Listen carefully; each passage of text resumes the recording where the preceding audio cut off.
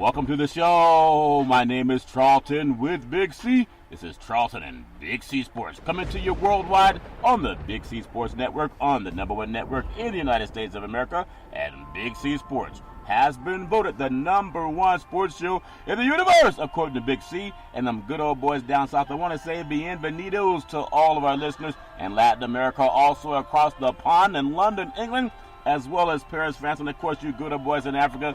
You know we love the Big C tribe. We love them in Canada. But Big C, there's no one we love more than the good old boys down south and the land of the free and the home of the brave on the beautiful August 13th, 2018. Big C, how's it going for you good old boys down south?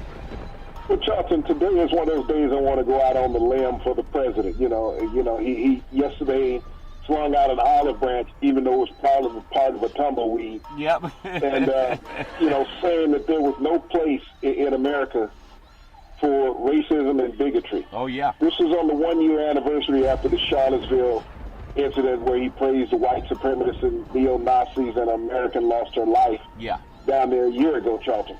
Also on the heels of a weekend where he said that owners of NFL teams should fire black players for not standing for the flag. I remember that. And also, Charlton, if you think about it, 60 years ago in America, black men were doing what black NFL players are doing now. They were marching up and down the streets with signs saying, "We are men. We have rights." 60 years ago in America, Charlton, black men were doing that just as they are still today on NFL sidelines pregame, Charlton, saying that we are men, we have rights. And the president says there's no room for racism and bigotry in America, even though he's still deporting Latinos and blocking Muslims from coming into this country. That's very well said. And amazingly, we got our rights because people did stand up and say no more, no more. I do want to say today's segment is sponsored by your Northern California Cadillac dealers, home of the all-new Cadillac Escalade, the standard of the world. And when you go by and test drive yours, tell them Charlton and Big C sent you. You know, I was thinking about something that you said. I watched this program called Shark Tank. I know Mark Cuban, owner of the Dallas Mavericks, is part of Shark Tank. There's also a few other people that I don't know as much. There's a clothing designer, African-American gentleman. I think he's part of one of the major clothing lines out there. Now, Rockaware. Rockaware. So I don't watch it all the time, but what I learned about it last night is just like how we opened the show when you talked about people standing up. Almost everything that's ever happened in this country, in this great country, the land of the free, the home of the brave, you know, people have to fight some resistance for it. For the women's right to vote, women's suffrage, they had to fight. There was resistance that they had to push through. For African Americans to have the right to be free, there was resistance. There was always resistance. You know, when a baby... Still resistance to this day. And when a baby is born into the world, from what I hear from the mothers who have them, there's resistance coming out of the womb. Almost everything that's worthwhile is resistance. Launching a sports program, there's some resistance. Not everybody wants you to succeed. There's some people who don't want you to make it. There's some people who say, well, you know what, just go back and do what you're doing. There's always resistance. But what I learned by watching Shark Tank is for all the people that were up there being told no, there are many of them that were told no 300 or 400 times. I think Schultz, who started Starbucks, he was told no a lot of times. There's always resistance. So no matter what you're doing in life, when you want to be something, just set your mind to it that you're already there. And you can guarantee as soon as you do that, you're going to get some resistance. Big C, your thoughts? Well, Charlton, that's what America was based upon. You think about the American Revolution. It was about resistance to British tyranny. And that's how this country started, Charlton. You know, the revolution against slavery. Yeah. That was a revolt against incarceration, Charlton. Yeah. Without rights. You know, the March for Freedom, Charlton, in America. You know, the Civil Rights Movement. That was a movement against oppression, Charlton. Yeah. So everything in this country that we go at, the masses initially do not want it to occur because they're comfortable. Yeah. You know, when I listened to the president's statements over the weekend saying that he wasn't a racist and he didn't believe in racism or bigotry. And, you know, I'm sitting there and, I choked a couple times. I don't know if I had a bad drink or what. Yeah, probably. But, stuff started to come up. Yeah. And, I didn't see it. You know, I was looking around for this bull because I know that was the first word that came out of my mouth. Yeah. You know, I thought I was on a farm. The Chicago Bulls? Those must have been there. Yeah. You know, and but you know, when we sit here and we hear this constant attack on people, mainly women now, Charlton, from the White House and the administration, saying that they're unintelligent, that they're stupid, and they're dummies, and you know, other innuendos that are being laid out there. You know, you can't attack women like that, Charlton. That's abuse. Yeah. You know, as well as the lying that you do all the time, and now you're publicly abusing people culturally and intelligence-wise, Charlton. Yeah. And so to say that your base is believing that what you're saying and that you don't have diversity in your administration because you're fearful that you can't say the things that you're normally going to say all the time without having diversity around you. Yeah. So now that you don't have diversity, you're afraid to say these things and not be checked on it, facts checked, Charlton. Yeah. And so it's amazing that to have a position of administration in this country that you operate in fear every day, just to hold this position. Once you have that position for one day, you have it for life. Yeah. You'll always have that title. You know, at some point, Americans have to stand up for Americans and say, you know, we are a country of equal and a country of rights. Yep. We have the right to believe in what we want to believe. We have the right to protest peacefully. Yeah. We have the right to establish our own beliefs and not just be pressured by someone else saying that this is the way things are. I'm still looking for what the deep state is in the U.S. I grew up learning from the news circles, Charlton. Yeah. And to hear now that the news people are the enemy of the people, and yet they're the only ones bringing you the information every day. Yeah. Think about if we didn't have the news media to fact check this administration. How rut-shot would this country be right now? And that's for everybody. Even in the world of sports, I find that, again, everything that you do has resistance. Not everybody who makes it to the top got there easily. They just don't tell you the tough parts. They only tell you when they scored the touchdown or when they hit the winning shot or the winning putt. But everything is about resistance. And what I've learned from everybody who's been on top, the more resistance, the stronger they became. The more successful they became. It doesn't mean that everybody likes it. People don't like the what they call when they have in birth those labor pains. They don't like the labor pains, but a beautiful child come out of it. Yeah, all of that stuff. So when I looked at how the Shark Tank taught me something, and I hope that every young person can watch Shark Tank more than you watch a lot of garbage shows about. I won't say anyone's name, but we know there's some women who got famous by doing some things that we wouldn't want our own kids doing. And people watch them like it's gospel. But Shark Tank, if anything, it teaches you, and Mark Cuban, he owns the Dallas Mavericks, it teaches you about resistance. Resistance is your friend. When I was younger, wanting to be bigger and stronger, Big C, you can relate to this. You watch some of your best athletes, the ones that look like they can lift the universe. They have resistance when they're pressing those weights. There's resistance when they're running those sprints. There's resistance when you're trying to make a team. Because the guy you're playing against, you think he wants you to beat him? Big C, resistance really is a friend. It just looks like an enemy, Big C. Your thoughts? Well, resistance is, and that's what part of growth is. I take a big part of resistance that we all witnessed here lately, Charlton, and that was the NFL Hall of Fame. Yeah. With Terrell Owens. Yeah. The resistance from the media to want to allow him in and made him wait 3 years. Even though he was the third-ranked receiver all time in NFL history, it took him 3 runs at the ballot to get in. That's resistance. That's resistance because your ego doesn't like a particular guy. Not because he earned something, which he did. Yeah. He earned to be a pure first-ballot Hall of Famer. He and Randy Moss both. Number 2 and number 3 receivers all time in NFL history. They both had to wait 3 years, Charlton, on the balloting to get into the Hall of Fame. Because of sports resistance from the media, from guys that did not like them, Charlton. Sports, I never lined up across from an opponent and said, hey, guys, good luck. I hope you guys win today. Good luck to you. I'm going to do all I can to let you have your way with me. Yeah.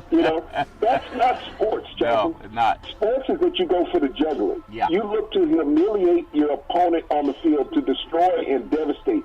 mentally and physically. That's what sports is about. Yep. Breaking somebody down, killing the will literally, Charlton. We had a linebacker. Love this linebacker. He was a great linebacker. I mean, and perennial All-Pro. I mean, he was a small guy, but hit like a tank. Yeah.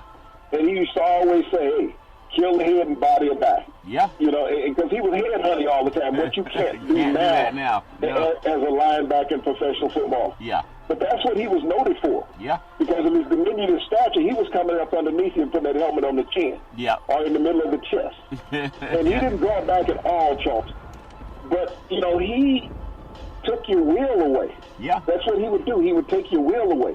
And so when you sit here now and say, well, you know, we want to be competitive, but we want to be kind.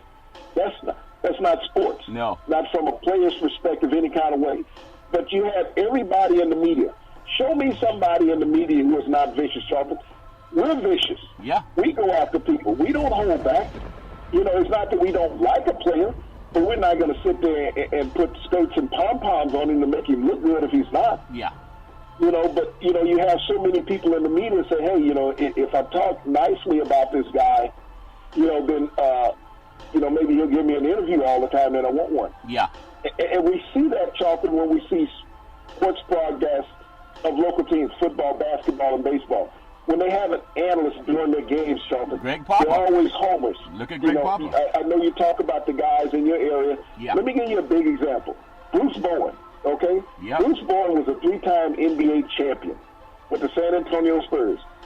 Last season, he made a statement that maybe Kawhi Leonard was not getting good advice from some people down in San Antonio on either side. Yeah. You know, now Bruce Bowen has had his jersey retired in San Antonio. He wasn't saying that from a homer's perspective, Charlton. He was saying that from a basketball analyst stance. He's being honest. And he didn't even work with the San Antonio Spurs. He was working with the L.A. Clippers. Yeah. The L.A. Clippers today did not renew his contract Crazy. in hopes that they can pursue to get Kawhi Leonard to the Clippers instead of him going to the Lakers. Yeah. But they didn't want anybody who spoke negative in their administration at any level about Kawhi Leonard. For Bruce Bowen, who is a professional analyst, he's worked for the mothership. Yeah. He does all the Clippers games, Charlton. Never played with the team, but he does all their games. Yeah. Played at Fresno State. So he's a California guy. Yeah.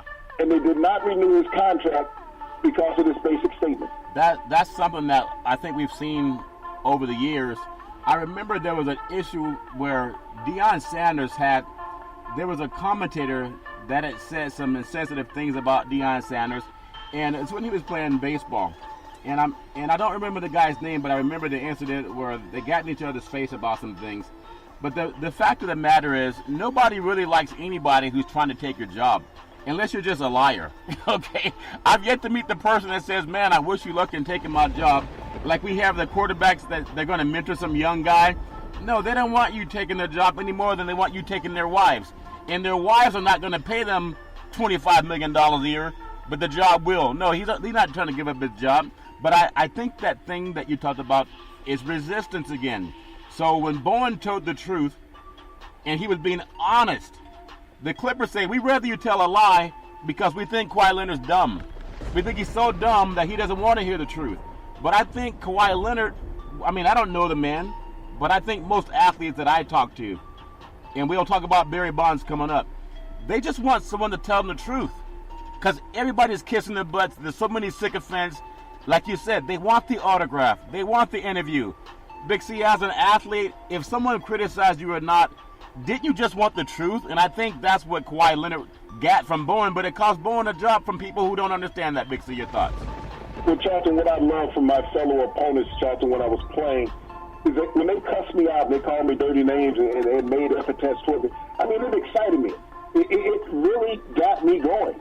I mean, I look forward to that because I knew that I'd made a mental impact on him. I mean, even coaches, when they would use epithets towards me, Charlton. Yeah. And this happened in those days, and it still happens today. So don't think that it doesn't happen in that arena of sports. Yeah. I mean, we often hear them trying to kill the mics on the sidelines in basketball, baseball, and football. Sometimes too late. After the words have come out. And that's the reason why in live broadcast you have a 7-second delay in the broadcast, so hopefully they can catch these words before they come out, but not all the time can they. Yeah. So these things come out. So when you talk about being sensitive and abrasive, you have to be. Yeah. As a broadcaster, as a reporter, you don't want to say things to rile somebody up because you've just witnessed a game on television. It's not like it used to be 40, 50 years ago. Yeah. Where you didn't see the game. You saw a couple games a week. That was it. Yep. Now you see 100 games a week in every sport. So there's no imagination left as far as a writer wanting to write a story about a game. No, no one does that anymore because they get the highlight shows instant gratification as soon as the game is in. They'll tell you, we're going to bring you highlights as soon as this game is over. I remember as a kid, Charlton, and this is a job that most people don't realize that existed. Yeah. Paperboy. We delivered day-old news to people. Think about that. Yeah. You waited a day to read what happened in sports the day before. You got it the next day. Yeah. And on the evening paper route. Yeah. You got that paper at 5, 6 o'clock in the afternoon. I would ride my little bike up and down the street, have my little sack over the handlebars. Yep. Throwing out the newspaper. Yeah. This is what we did, Charlton, 50 years ago. We delivered newspapers. That's how you got your story. So when you talk about great writers and people speak about that, Charlton, they don't exist anymore. No. These people held you captive the next day about something that had already transpired. Maybe that team was already playing again if it was basketball or baseball season. Yeah. They were already having another game on the books. Yeah. But we don't have that now, so we have this sensationalism of sports writers and reporters, even like ourselves and other people in the industry, trying to get something out there to captivate somebody, whether it's real or unreal. Well, it's real or unreal. But what I do notice that I don't like, but again, it's just my opinion. I challenge everyone to just watch our business, because we all want to get better at what we do, and you're never going to please everybody. Not even Jesus could. So don't even try, because you're not going to please everybody. But when I see some people who even do a sideline report, which is only about 30 seconds, you're asking the coach 15 seconds what your thoughts are in the first half, blah, blah, blah, your running game, passing game, etc. And they're holding a cue card in their hand as if they can't think about something for 15 seconds. And when I say 15 seconds, that's not the question. That's the total time, 15, 30 seconds. And the coach is going to say his or her part.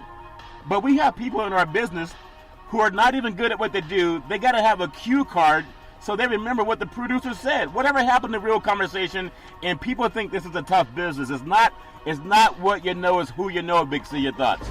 Well, Charlton, that's what happens when you hire people based on looks on the sideline. And I'm not being sexist on that. I'm just being men and women, yeah. You know, men and women. When you hire people on the sideline because they have family affiliation in these networks or whatever, you know, give my boy a job, give my daughter a job. This is what happens. And so when you have someone that can't genuinely deal with a coach, that doesn't know the nuances of what they need to ask, and they're being scripted. Coaches know what is being scripted, and you'll get on coaches half of the time. Look, I don't have time for that. Right. You know, because that question doesn't mean anything in the crux of what we're doing. Hold on, I lost my line. Hold on, my cue card fell down. Let me get my cue card to ask you your thoughts on the game on the first half. Is that what you're saying, Big C? Yeah, it's like, Coach, what do you think was the turning point? Well, we both watching the same game. That kick 6 was the turning point, okay? Yeah. That was the turning point, you know, that got our team off the side and saw that we had a chance to win this game. Yeah. You know, when our quarterback went 11 for 11 and 2 touchdowns and 200 yards passing, yeah, we knew we had the game in the bag at that point because there was nothing they could do against us defensively. Yeah. It's very easy for the knowledgeable fan. Yeah. And I'm going to tell you, 80% of the fans watching the games, Charlton, listening to the games on television and radio, are more knowledgeable than the broadcasters that are trying to deliver the game to them. Oh, yeah. Because the broadcasters that are trying to deliver the game, especially the analysts, Charlton, are trying to be pretty. Yeah. They're trying to be showmen. You know, there was a time when we had this John Madden cookie cutter in the NFL. Yeah. Where everybody who worked on the networks that John Madden worked on tried to sound like John Madden. Yeah. There was one John Madden. Everybody else was as big a fake as you want to find. It was like finding a transvestite at a bachelor party, okay? Okay. That's what it was like. Right. So, you know, it was only one John Madden. And so here are these people, Charlton, trying to be what they weren't. And so there was nothing genuine about what they were delivering. Yeah.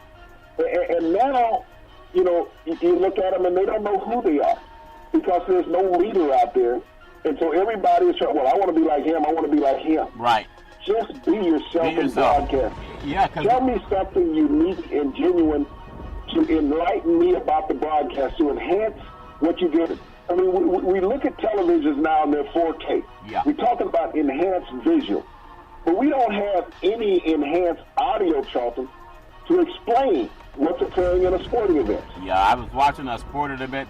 I'm so hooked on football. I mean, I was talking to a friend of mine, Mark Tennis, today from Cal High Sports. They've been covering California football.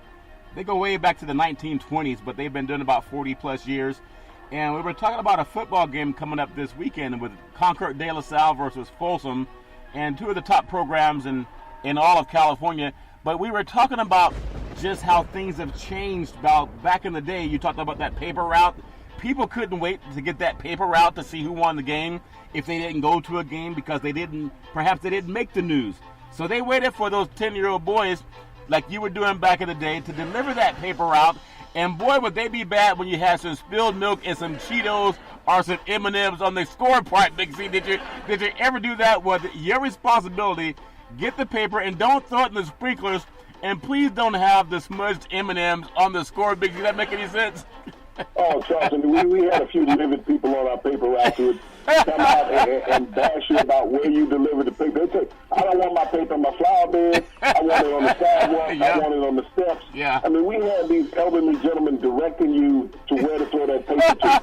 Yeah. And if you messed up, they weren't going to pay you for that paper. Yeah. But if you had a bad toss, you had to circle around, Charlton, come back, pick that paper up, and put it where they asked for it to be. Do it and, again. when I first started in the paper routes, Charlton, they had a little slot next to your mailboxes because most mailboxes were in front of houses. Yeah. And you could slide the newspaper in that little slot, so that paper would slide right there. So, it was a way to help you out also, Charlton, if you had a bad arm and you couldn't play good baseball. But, the delivery of those stories meant so much to the citizens of sports. Yeah. 40, 50, 60 years ago, Charlton, that they lived by that. It's just like when people would live by the radio and not by the television, they would sit there and listen to the local sports broadcaster broadcasting a football or a baseball game. Basketball wasn't as big, but football and baseball. Oh, yeah. You would sit there and you would imagine what was going on. You had a visual built in your mind because they were so good, just like the Vince Scully of the Dodgers. Yeah. They were so good at about delivering what was going on at the event that they were broadcasting, Charlton, that you felt a part of it. Yeah. Now, you see a guy on television, even a lady on television. It's about, who's my clothes sponsor? Yeah. How much makeup do I have on? Is my lighting right? Wait, I got a hair out of place. Yep. Tell me the damn story. Tell me why. I mean, and 50% of the time they got cue cards, and if they cue in the wrong replay, they can't even pick it up because we got the wrong highlight in. Right. No, we got the wrong broadcaster and they can't pick up the highlight. Well, a lot of what you see are friends in business. I remember cutting my teeth in the Bay Area and just watching some of the same guys that I see on TV. And it's who you know. If you got the right friends and the right skin color, you're going to find work easily. And people know that. I remember just being in the broadcast booth with this gentleman, Hammond, who did a lot of Notre Dame football in the Olympics. And I remember watching the USC Notre Dame game. I think it was 2005 when Reggie Bush was and Matt Leinart, they had the Bush push that call. There was a fourth down in that game, I think about 4th and 9, and USC was backed up right about their own 20-yard line. And on a 4th and 9, Matt Leinart audibled, and Pat Hayden and Hammond were in the press box doing the play-by-play. Now, what happened was amazing. When Matt Leinart checked off, he found one of the receivers, can't remember the guy's name for some reason, but down the sideline, and he raced like 60 yards for a first down. Their winning streak was about to end with about a minute and 20 seconds to play. But because he made the play, Hammond did one of the best broadcasts I've ever heard in my life. He didn't use a cue card. He spoke from the heart. The only person upset that USC won that game was Hayden, because he was getting paid by NBC, which was the Notre Dame network. See, that make any sense? And he was an alumnus and future athletic director, Charlton. I believe that receiver was Mike Williams that he hit on that long reception, Charlton, down the sideline. But, here it is, when you're knocking your alma mater. Yeah. And sports betting has been going on a long time, Charlton, trust me. It just hasn't been released by the United States Supreme Court. Yeah. It's been going on everywhere, so even broadcasters have bet on games and giving insight and things like that. So it was when you're Jarrett. letting somebody know where to lay your money at. And, to have Pat Hayden be upset, and you think about the battles that, he was in against USC. You talked about the one with Anthony Davis returning the second half kickoff. 74, a touchdown when they were down 28-0. Pat Hayden was the quarterback in that game. Yeah. And led USC back, for that great victory. Yeah. But, when you think about broadcasters, you're supposed to be neutral. Yeah. Especially when you're doing a live game. I understand being in studio and being a fan. But when you're doing a live game, you're supposed to be neutral. Yeah. And that's why I have the problem with Bruce Bowen being fired. He was being neutral. He's being honest. the LA Clippers had nothing to do with the San Antonio Spurs. No. And it was during the season last year, Charlton. It wasn't after the season, it was during the season that he made this comment. And he made the same comment, Charlton, that everybody on the networks were making. Yeah. But you release this guy because you think that Kawhi Leonard may not want to come there. You think about one other player made a negative comment about Kawhi Leonard, and that was the point guard, Tony Parker. Yeah. He was shipped out of San Antonio. Yeah. So it gets to the point where when certain players, there's something negative made about them, all of a sudden, people are changing zip codes. And ironically, Big C, Kawhi Leonard left anyway. It's like begging the girl that says, well, we need to talk. You're like, talk about what? We just really need to talk. Okay, what do you want to talk about? It's not probably good news, right? But if she say I got to go, why are you begging her to stay? She's already rehearsed, just like rehearsing for a movie, already rehearsed it. So it's a shame that for San Antonio, they let go of Parker for being honest, and then you have the Clippers let go of a broadcaster for being honest. And guys know the truth. Whether the broadcasters say it or not, they know the truth. I do want to say that sports is a billion-dollar industry, and boys and girls sports is the foundation to this billion-dollar industry. And for every athletic and sporting event, you need athletic and event insurance. We work with Ben and Mark. They've been around half a century. They work with Big C Sports. Whether you're a pro team, a collegiate team, a high school team, or your mom and pop soccer leagues, when you reach out to them, let them know that Big C sent you. I want to bring up this point about being honest. We talked about the resistance. Everybody gets resistance, and resistance can make you great, or it can break you. All of us. I heard this Navy SEAL. I was talking to a basketball player from Greece just about a week ago, and I was asking her. She was an all-state player in California and went on to play in college at UC. I think it was UC Santa Barbara, but then she went on and got a professional job over in Greece. And I asked her what made her so good, because she won so many awards. She said her father was a Navy SEAL, and her father would always push her to the breaking point, where sometimes as parents, we want to just tell our kids, hey, everything's okay, you're great, you're great, you're great. Well, that's not fair to them, because when they meet somebody that says, no, you're not great, in fact, you suck, that could break their spirit if that's the first time they hear it. What they really appreciate is the parents are honest. I listened to Barry Bonds' speech over the weekend, and everybody's different. I mean, everybody has different styles. You got to know your kids. Some you can give them praise, some you can give them criticism. You got to know what's in their DNA. But when Barry gave that lacrimal speech when they retired his jersey at AT&T Park, he said something that was hubristic, and some people take it the wrong way. He said, I built this park, which was the truth. And people knew that. But there are some people saying, well, look at that arrogant SOB saying he built it. No, you didn't build it. The Masons built it, and those engineers built it. But his point was, they were out of town, but he and Peter McGowan talked about wanting Barry to play there. So the truth, Big C, sometimes people don't want to hear the truth. People turned against Barry because he said, I built the park, which even the owner of the team said it. Big C, your thoughts?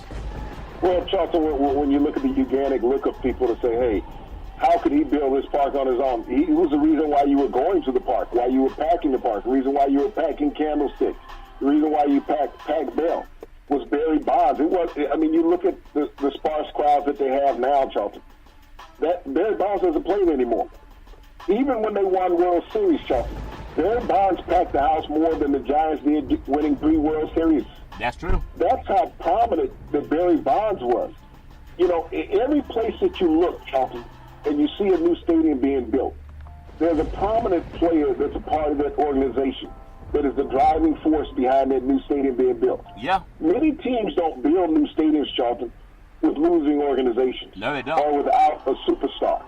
Is that they have to have somebody there to galvanize it. You look at the Lakers, Charlton, when they built the Staples Center downtown. They were one of the driving forces in the NBA at that time, Charlton. Yeah, they were. They got a new arena. Look at what's going on there in the Bay Area now, Charlton. The Golden State Warriors are leaving town. Why? Because they had built a dynasty of an NBA team which could afford them to move into newer and better gigs than what they were playing in. Yeah. You think about the 49ers when they left, Charlton. They were building another dynasty until all of a sudden management decided we want to go in another direction. Yeah. And that's what allowed them to build Levi Stadium, is that they started winning all over again, Charlton. You look up and down the ledger. I mean, Atlanta just built a brand new stadium. And the stadium they were in was probably about 20 years old. They're hosting the Super Bowl this year. Yep. But it's a team that was in the Super Bowl just a couple short seasons ago. So everything starts falling in place when teams win. When the Patriots started on their Super Bowl run, Charlton, they went from that little bitty stadium out there in Foxborough to Gillette Stadium. Yep. You know, they built a new stadium. Look what the Cowboys did, Charlton, after winning a couple of Super Bowls. They left Texas Stadium and built, AT&T Stadium. Yeah. So this is what teams do, Charlton. When you win and there's players that you can identify with these organizations, just like Barry Bonds. You can't tell me 4 other teammates that were on the Giants when Barry Bonds was knocking the ball all out in McCovey Cove. Yeah. You can't. No one can, Charlton. Yeah. It was Barry Bonds' show. Period. Cut off the lights. Yeah. That's how dominant he was. Everybody in baseball, when the Giants showed up, it was must-see television. You know what I love too, and I Barry just turned, I think, 54 in July. But what I loved about that whole ceremony is Willie Mays, Orlando Cepeda, and you have the dynasty of the Giants. A lot of them are still here. Willie McCovey, Juan. They talked about the Juan Marichal. All those great players. They played in San Francisco dirt, and the irony of that great city is the Giants almost left. And I got to bring this up too, because Willie did something that I thought was so wonderful. When you open up the show talking about our country staying closer together and race relations in the United States of America and how it could be so much better. He was so gracious to Peter McGowan because he said Peter McGowan wants him to be a part of the Giants organization, not just because he was a great Giant. Not every ownership does that, Big C. But because he understood how much the Giants meant to Willie Mays. And when Willie gave that speech and said to Peter, I'm 87 years old. I don't know how much time I got. But build a statue for Barry. Put it out there behind left field so his kids can see it. He didn't say so I can see it. He said so his kids can see it. Just talk a little bit about why people love Willie Mays. It's not because he was a great baseball player. He's a great humanitarian, Big C. Your thoughts? Charlton, he's always been an ambassador. You think at the time when Willie Mays came into the major leagues, Charlton, in the 50s, when we had segregation in this country, and he had to play in one of the toughest cities in America, New York. And so he was always hackled, Charlton, when he was on the road. But he rose above everything. He brought the Giants their first World Series in New York prior to coming out to the West Coast. So he's always been a signature part of this organization, making that move from east to west, Charlton, staying with this organization. He did his brief stint in New York, going back to the Mets prior to retiring, Charlton, at the time when his career was over. But he's always been a Giant through and through. He's been that ambassador ever since he put down the cleats in the bat, Charlton. Yeah. He spoke nothing about but what baseball has provided for him, Charlton, what the Giants organization has provided for him. He's been that outreach into the minority community for decades for this organization, Charlton, to get those people into the ballpark that would not be able to come. They would not think that the Giants cared about them, Charlton. Yeah. But when Willie played with the Giants, when they opened up Candlestick in the early 60s, there was only limited parts of the city he could live in. Yeah, I know it. So he couldn't live he couldn't live up on Hunters Point, Jonathan. He couldn't do that. You know, he had to live in a limited part of the city with people who looked like him, even though he was one of the top 10 players in baseball history. Yeah. He could not live anywhere he wanted to, but everybody knew who he was. Yeah. But, you know, this is why when he says, let the kids see, because that's what the kids saw Willie. The kids saw Willie. His kids saw him, and everybody else's kids saw him. Yeah. And the nickname, the Say Hey Kid, you know, lives in infamy in baseball. Yeah. Because he was always a kid at heart and enjoying the game. I love that. And I listened to some of I listened to the whole ceremony. But what I got out of it that I did not know before was that you know how we always tell kids there's resistance, like we open the show, everything you want to do, somebody's going to resist you someplace. Not everybody wants to see you succeed, and sometimes the hardest part is getting the airplane off the ground. That's the hardest part of taking off. But to hear that Willie told this story it was the Giants brass when they wanted to get him out of high school, out of Cerro High School in San Mateo. And they wanted to give him $100,000, which was a lot of money back in the day, a lot of money now. But Willie said, no, let him go to school because I want him to be educated. He had seen guys who made a lot of money, but they didn't know how to keep it, so they lost it all. But he advocated for him. Even when Barry maybe did not know how to advocate for himself or his father, they honored his father, you know, Bobby Bonds, and how he was a baseball player also. And again, it goes back to that thing about it takes a village to raise a child. Now, you just brought up a story that maybe people don't know. Back in the day when Willie was playing for the Giants, he did it in Jim Crow. He was in Jim Crow. He couldn't go any place he wanted to go. It didn't stop him from being great because we talked about in the show, he had resistance, didn't he, Big C? He had resistance, Big C. Your thoughts? All the time, Charlton. All the great African-American players of that era had resistance, Charlton. They had resistance within their own teams, internally, Charlton. You had people that were teammates that didn't like you, regardless of how good you were, and you were the reason why they were winning. People always had this divisiveness, Charlton, this resistance against change. America will always resist change. People in this country think that they created this country, Charlton. We're all immigrants here. Everybody.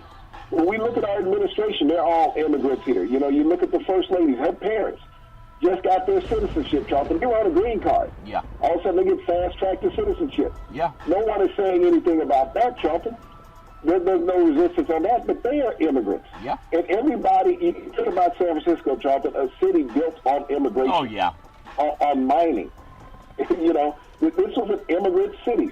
That's why it's one of the largest Chinatowns in North America, Charlton, because they came in and they worked the gold mines and the silver mines. Yep.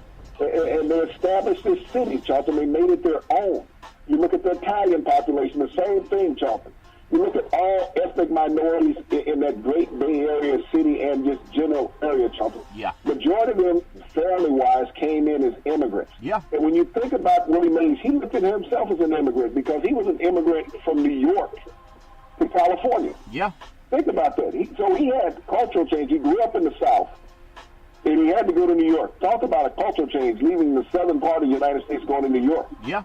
Then going from New York to California, he had nothing but cultural change in his life, Charlton, but adaptation against resistance. He was able to find that, Charlton. Yeah. And become a civic and community leader. That's beautiful. And so all the people that say, what's all this? We're going to take a knee. I think Marshawn Lynch took a knee in the Raiders preseason kickoff game against the Detroit Lions, and there's some people wanting to know, why are we still doing this knee thing?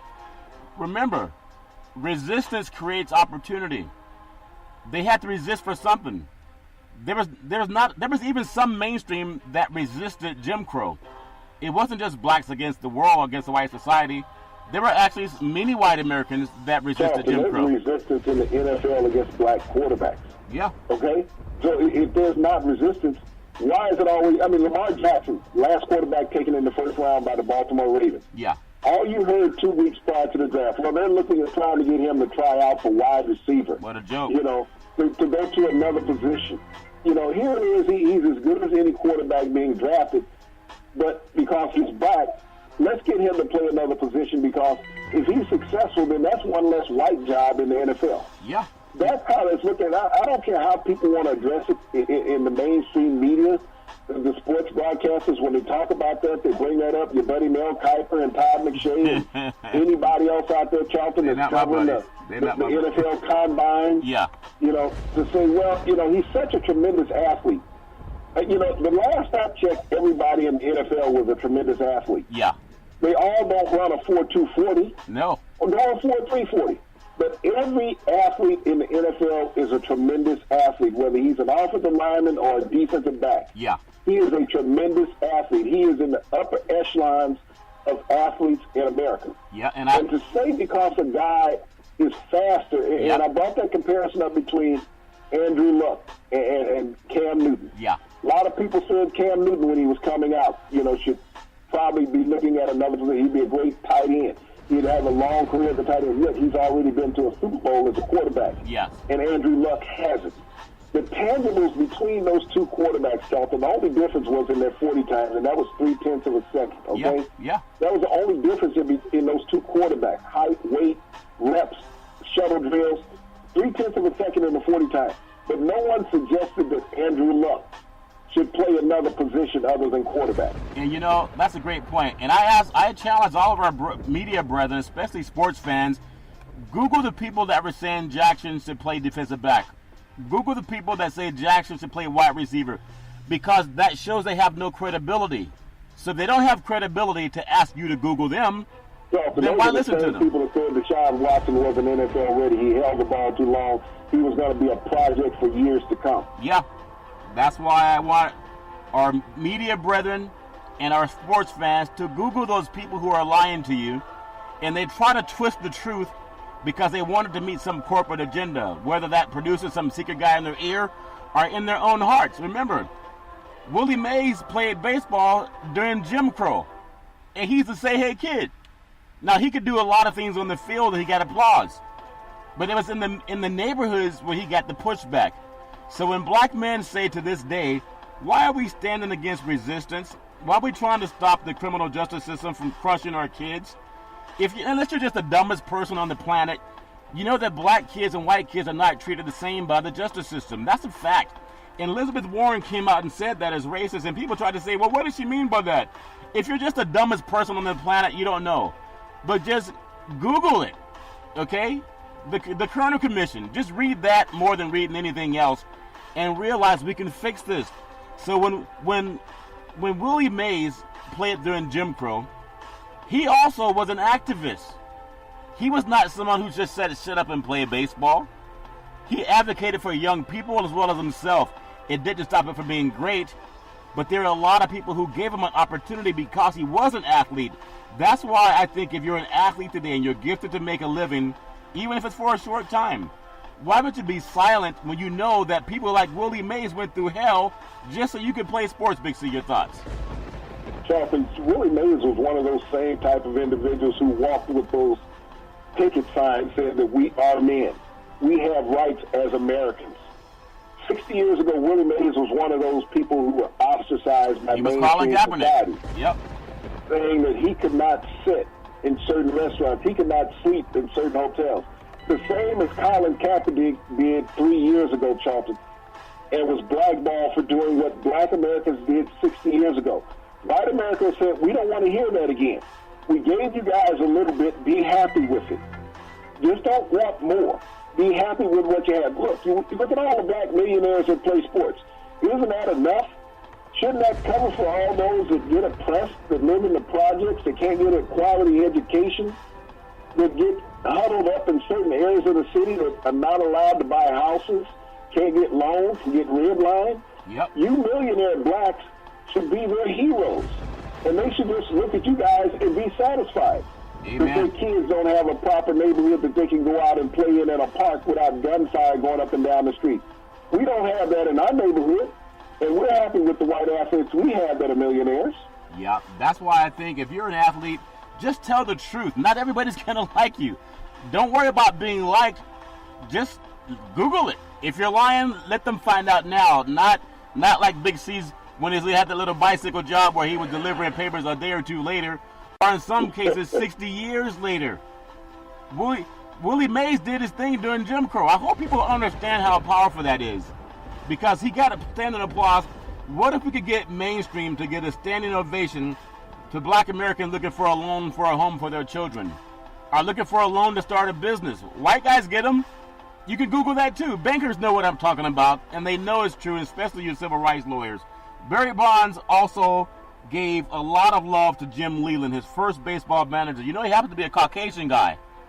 It didn't stop him from giving him love and praise, because it was the truth.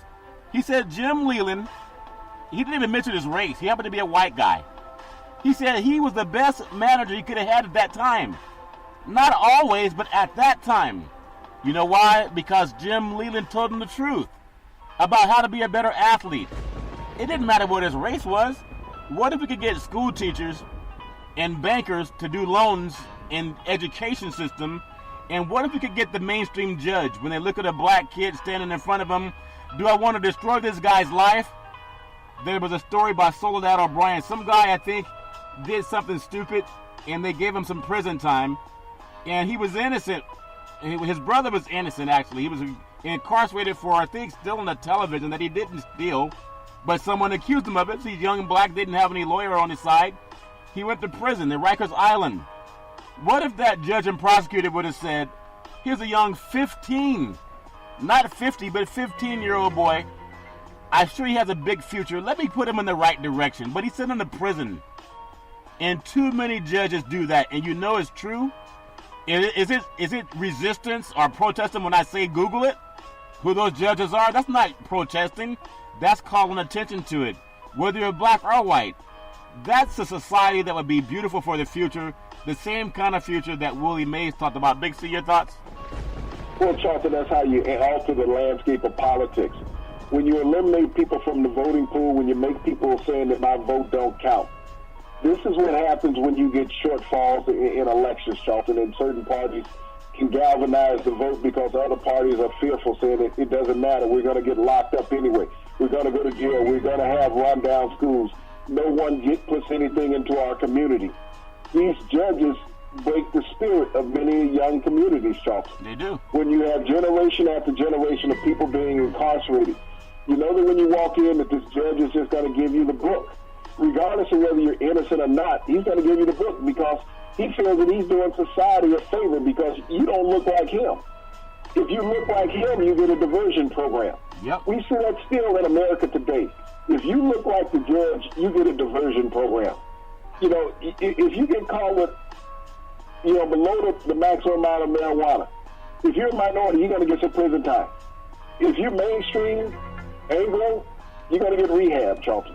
Yeah. That's what you're going to get. You look at the Oxycontin epidemic that's going on in America right now, Charlton. And the amount of Oxycontin that's being used way outweighs the amount of marijuana being used. Yeah. They're talking about putting people that use Oxycontin in rehab programs, diversion programs. It's not talking about 15 years in prison like they did with marijuana users.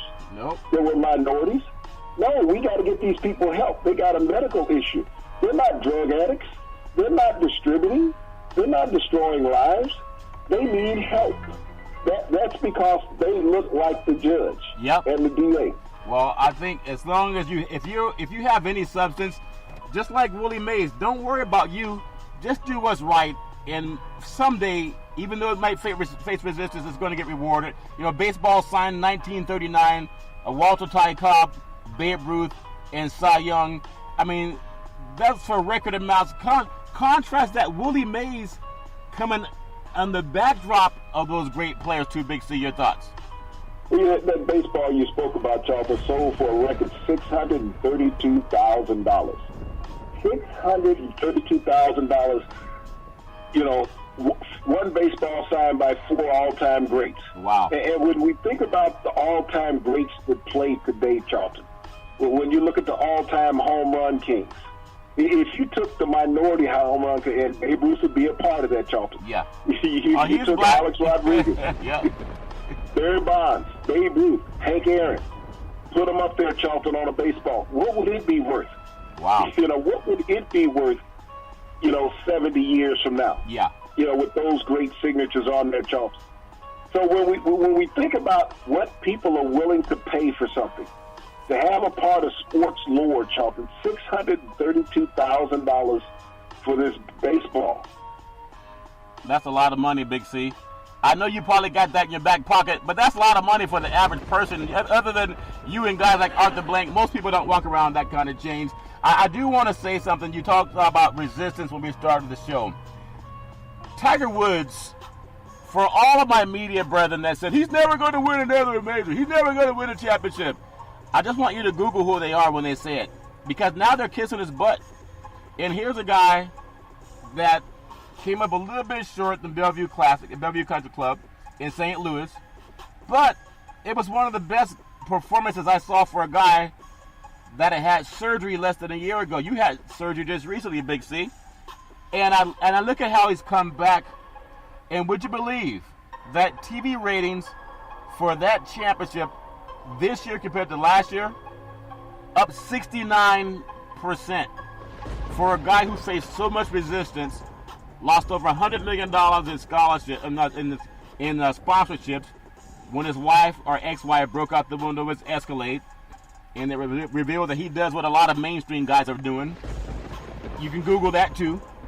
But I want you to just give me your thoughts. And again, congratulations to Koepka, Brooks Koepka, winning the championship. I think he won $1.9 million. But he shot 16 under. Tiger shot 14 under. Tiger's still the main story, Big C. Your thoughts? Well, Tiger entered this year, Charlton, ranked 1,200th in the world. Think about that. 1,200th. He was a 1,200th ranked golfer. And everybody had wrote his career off. He left out of this weekend, Charlton, being ranked the 26th golfer in the world. He shot the greatest round of golf, Charlton, final round, and not win a tournament. Think about that. He shot 64, and he shot 30 on the back nine. He shot 34 out, 30 in. That's incredible. And that's an incredible score, Charlton, to shoot 30 in and not win. I mean, he blew it on 17 when he went off the fairway, Charlton. If he had stayed on the fairway, he might have been able to force a playoff, Charlton. But when he sunk that putt, that birdie putt on 18, and he gave it that fist pump, the crowd just resonated. Whatever Koepka did after that, it didn't matter to the crowd, Charlton. Yeah. They didn't care who won the tournament because to the fan, Tiger Woods had won the tournament. He shot a 64, his lowest final round in his career. He's never shot a 64 before. So you think about his last two majors that he's been in contention, the British Open and the U.S. Open, Charlton, to win. Yeah. He has done so much to bring golf back to the mainstream and for golf to be relevant and Tiger to be relevant. I know it would be nice to see him win a tournament, and we have to see him win a tournament.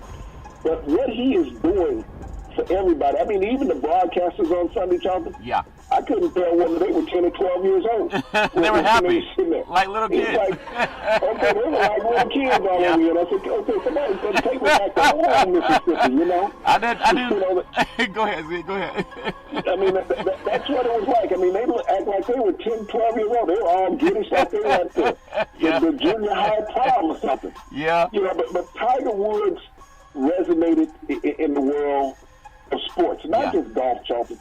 In the world of sports. And when you talk about the viewership being up 70% Sunday from any other tournament, Charlton, that he brought it back. Yeah. This is what he does. He moves the needle. Even though he made $1.2 million, which is a nice payday. Yeah, I'll take it. He moved the needle in every way, Charlton. He moved the needle socially. He moved the needle economically. He moved the needle betting-wise. Yeah. And when you think about Koepka's win, Charlton, this is his third victory on the tour, and you don't want to take anything away from that. Yeah. But it was anticlimactic. When he showed up on the 18th, I mean, he got a couple of light claps and everything, but he knew the Tiger had already taken the air out of the fishbowl. Yeah. You know, it was empty. You know, people were sitting over there having a cigarette at this point. Well, hold on. You just educated me. Is there air in the fishbowl, Big C, or do they got to pump it in? Is it natural air? Is that what you're telling me? Well, you know, you got a little air pump on there. Oh, okay. But, you know, they were all having a cigarette when Koepka showed up at 18 because they had been satisfied. Yeah. You know, they had gotten all of what they needed out of that day of golf, Charlton. Yeah. But when you look at how people want to be resistant, and we've seen that all year long on Tiger. I mean, we've had resistance also, just like everybody else. Oh, yeah. But Tiger draws that because he takes away from everybody who has made their money off of him. Yeah. Well, there's nobody out there, Charlton, that has become a multi-millionaire without Tiger. No, he has made them, but the mainstream want to say, well, golf is good without Tiger.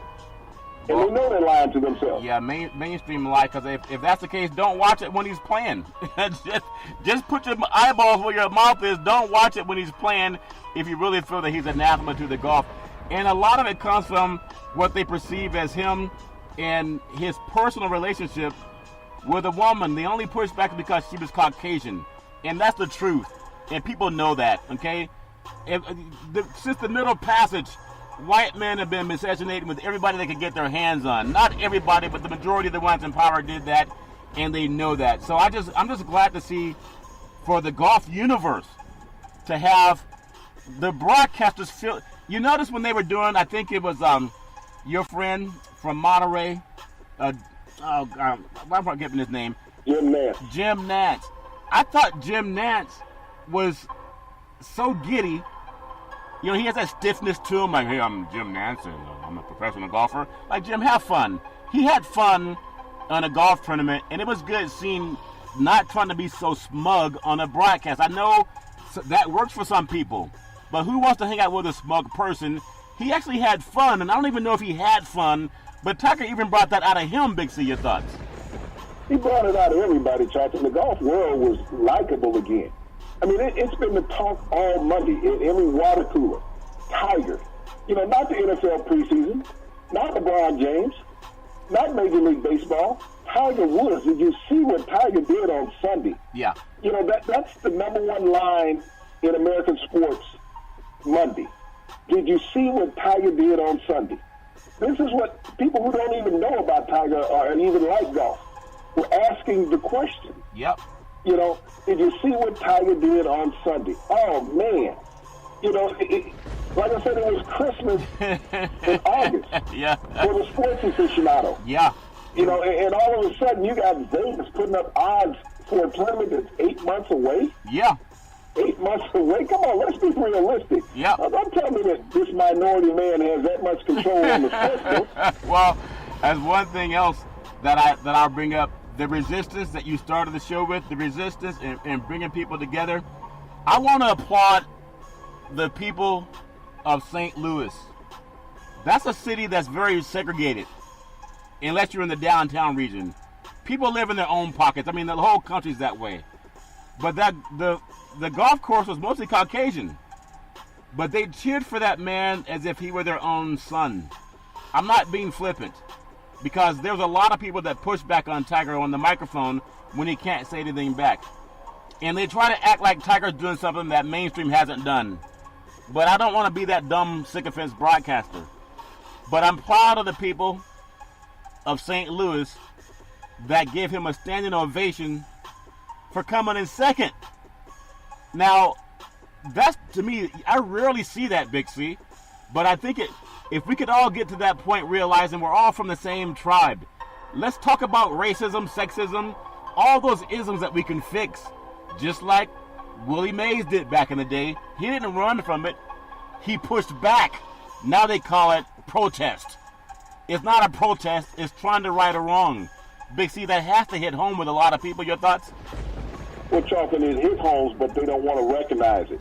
They don't want to put it in the mainstream. If they speak in kind with it, Charlton, then they're backing that. They want to be resistant. They want to say, well, I don't see what the problem that these people have, Charlton, because everything in my neighborhood is fine. It's like saying your neighborhood is like Chicago, north and south side, where you had, again, this week, over 40 shootings, Charlton.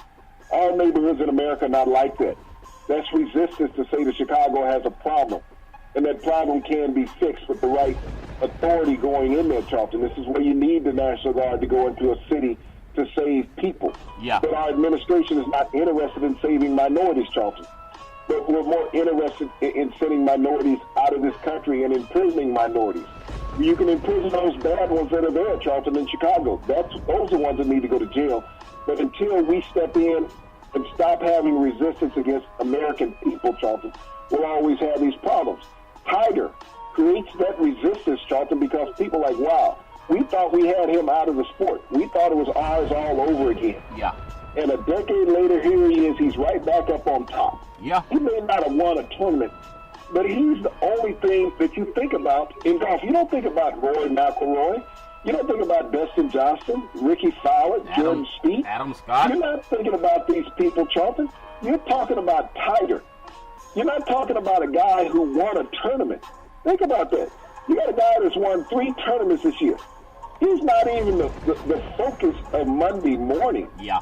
You know, it was almost like he wasn't even in the running. It's all about Tiger. Yeah, So everybody who hated and resisted Tiger, from the broadcast networks to the broadcasters to the layman fan to the course keepers, Charlton, you gotta love Tiger. You gotta love dealing with resistance, because it does make you stronger. Big C. Back in the day, there was a man by the name of Drew Bundini Brown. He was known as Muhammad Ali's right-hand man. He would always tell Ali, with all you got to use, how can you lose? Rumble, young men, rumble. Big C. What are you looking forward to in the sports universe? Charlton, my thoughts are going out to the Queen of Soul. For over 50 years, she has resonated harmony in the United States. She has sung at every national sporting event, the national anthem, Charlton. She has performed in front of almost a half a dozen presidents at the White House. Aretha Franklin is in ill health tonight in her home city of Detroit. She's surrounded by friends and family, Charlton. I want America to pray for the Queen of Soul, Aretha Franklin. She has given so much love, respect, and admiration to this country and its people. Let's give some prayers and respect to her tonight. Amen, and well said. We're all praying for the Queen of Soul. And speaking of praying, every Monday through Friday at 5 and 6 p.m. worldwide, follow Big C Sports on the Big C Sports Network, on the #1 network in the United States of America. And Big C Sports has been voted the #1 sports show in the universe, according to Big C and them good old boys down south. As we always tell you, there's never, ever any excuse for domestic violence. If you know any man or woman going through that garbage, please call 911, because no man or woman should ever have to go through that garbage on their own. And as we always tell you on every Big C Sports show, we thank you, we appreciate you, and we hope that you have a super fantastic day.